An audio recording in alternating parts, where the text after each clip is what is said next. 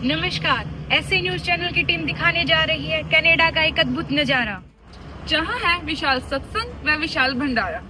भंडारा वो जो आयोजित करवाया जा रहा है संत रामपाल जी के द्वारा, जहां आपको दिखाया जाएगा संत गरीबदास जी महाराज जी के बौद्ध दिवस का नजारा।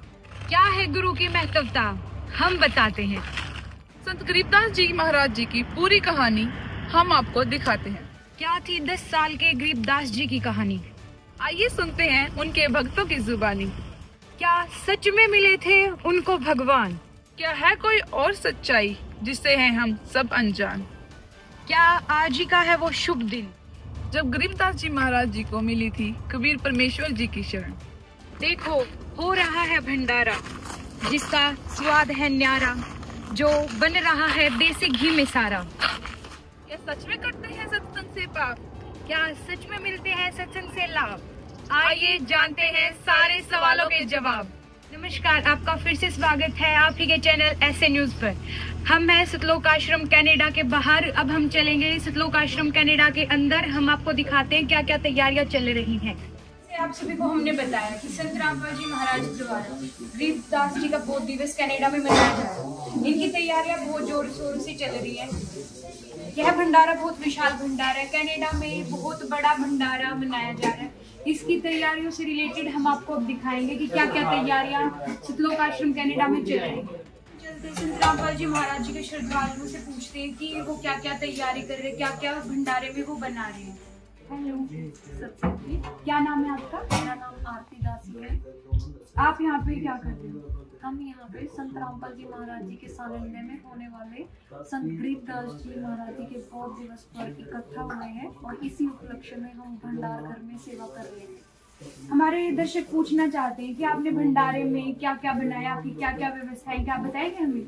इस बार भंडारे में लड्डू राम, हलवा प्रसाद राम, आलू पूरी राम, जल राम, रायता राम और चावल राम की व्यवस्था रहेगी। जैसे इन्होंने बताया कि यहाँ पे क्या क्या व्यवस्था रहेंगी, हमारे दर्शक आपसे एक सवाल पूछना चाहते हैं कि आप हर चीज के पीछे राम, जैसे लड्डू राम, हलवा प्रसाद राम, राम क्यों लगाते हो?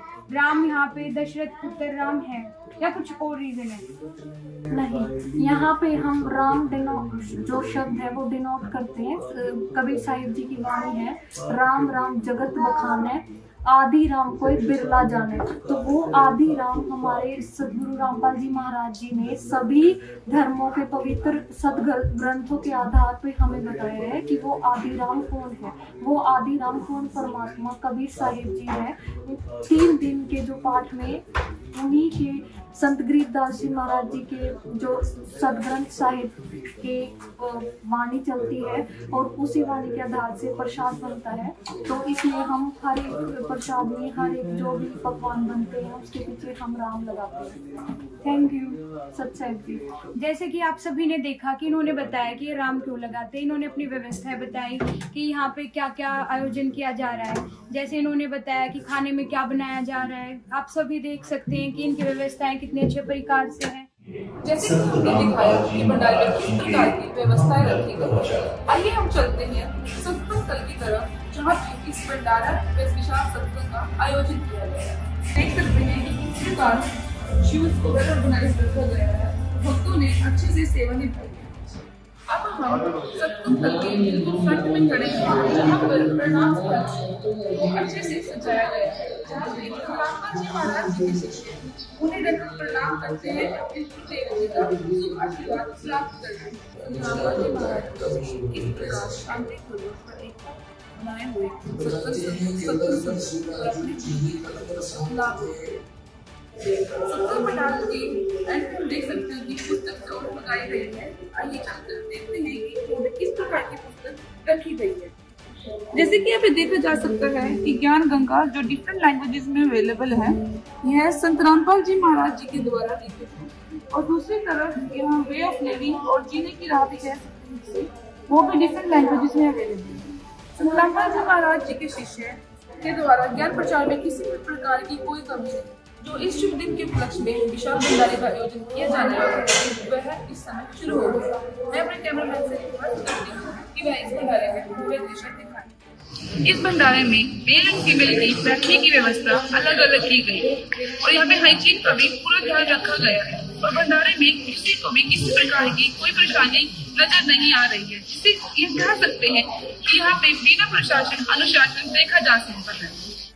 आइए चलते हैं और जानते हैं सत्संग में आए श्रद्धालुओं का अनुभव और उन्हें यहाँ की व्यवस्था किस प्रकार लगी। Hi, Satyar, what's your name? Anasha, Why are you coming here? for Bodhivas, Whose both universities? Samriv Dasi Maharaj. Okay, are you enjoying this? Yeah, What you did here? I did Seva, I ate Puriyam, I ate Ladura, I ate Halwaram, and I ate Alura. Okay, thank you Naisha. Satyar. अब हम चलते हैं श्रद्धालुओं के पास। Hello, सत्संग जी, क्या नाम है आपका? मेरा नाम आरती है। आप यहाँ पे क्यों आए? हम यहाँ पे संत रामपाल जी महाराज जी के सानिध्य में होने वाले संत गरीबदास जी महाराज जी के बौद्ध दिवस के उपलक्ष्य में इकट्ठा हुए हैं। क्या आप हमें बता सकते हैं संत गरीबदास जी महाराज जी का बौद्ध दिवस है, इसके पीछे कारण क्या है? संत गरीबदास जी महाराज जी गांव चुड़ानी जिला झज्जर में पूर्ण परमात्मा कबीर साहिब जी मिले थे, जो कि संत गरीबदास जी गौवे चरा रहे थे अपने खेतों में। तो उस टाइम पे एक जिला बाबा के रूप में कबीर साहिब जी गरीबदास जी को मिले थे और उन्हें सत्य ज्ञान के बारे में बताया था और उन्हें सतलोक और ऊपर के सभी ब्रह्मांड उन्हें दिखाए गए। पूछते हैं इनके और श्रद्धालु बताया कि 10 वर्ष की उम्र में कबीर परमेश्वर जी मिले थे गरीबदास जी महाराज जी को। तो अब हम जानते हैं कि वो जो जिंदा बाबा थे वो कैसे मान सकते हैं हम कि वो कबीर परमेश्वर जी ही थे। क्या आप हमें बताएंगे? सब सही है। हाँ जी, ये हमारे गरीबदास जी महाराज के अमर ग्रंथ साहिब में 320 पृष्ठ नंबर पे लिखी हुई ये वाणी है कि अनंत कोटि ब्रह्मांड का एक हृदय निवार सदगुरु पुरुष कबीर है उनके सिद्धनवार। ये गरीबदास जी के अमर ग्रंथ साहिब में गरीबदास जी ने खुद लिखी हुई है कि उनको उनके सिद्धनवार कबीर परमात्मा ही मिले थे।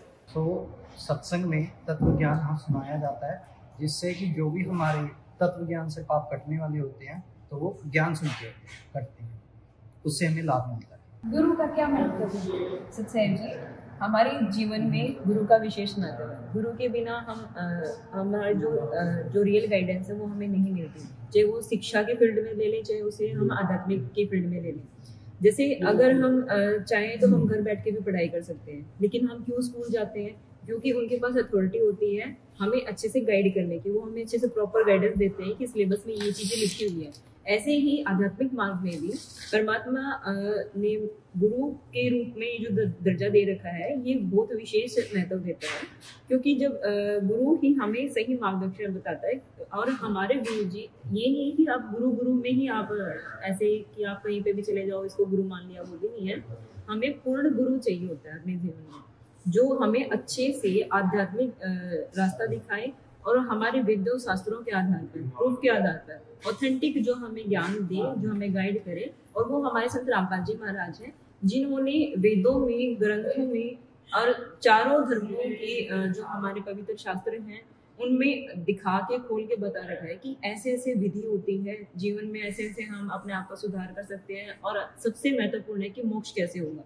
तो गुरु का दर्जा सबसे ऊंचा होता है, गुरु का विशेष महत्व है, गुरु हमें जरूर बनाना चाहिए। मेरा एक सवाल है आपसे कि पूर्ण ब्रह्म की क्या पहचान है? जैसे आप हर बार बोल रहे हो कि गुरु का दर्जा सबसे महत्व होता है, तो हम कैसे माने कि ये सच्चा गुरु है या कोई और सच्चे गुरु है? देखिए, आज के युग में आप देख रहे हैं कि गुरु हर जगह आपको मिल जाएंगे।